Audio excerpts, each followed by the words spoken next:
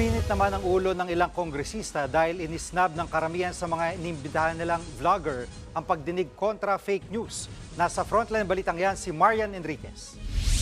Sa higit 40 social media personalities na inimbitahan sa pagdinig ng Kamara tungkol sa mga fake news at deepfakes online, 3 lang ang dumalo.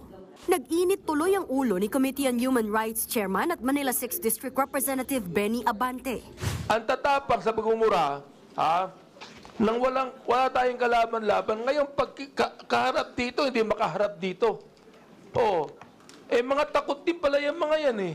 Humarap ka dito. Dito. Chairman. Kanya-kanyang rason ng mga hindi pumuntang vlogger pero hindi yan bumenta.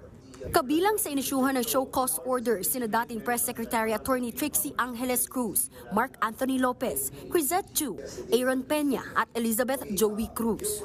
Si Attorney Angeles, isa sa mga naghain sa Korte Suprema ng Temporary Restraining Order para harangin ang komite na pilitin silang dumalo sa pagdinig.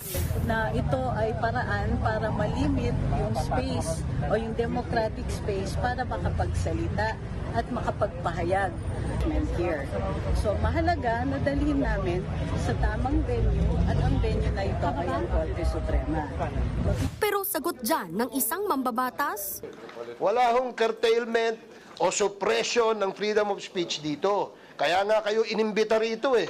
Diba? Kaya kayo inimbita dito para makapagpahayag din kayo. pinatitignan ng TRICOM kung dapat bang hainan ng disbarment complaint si Angeles dahil sa pagkwestiyon sa legalidad ng pagdinig.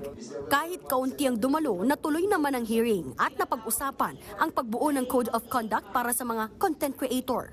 Ang veteranong journo na si Ellen Tordesillas ng Vera Files naniniwalang importanteng magkaroon ng ethical standards sa paggamit ng social media.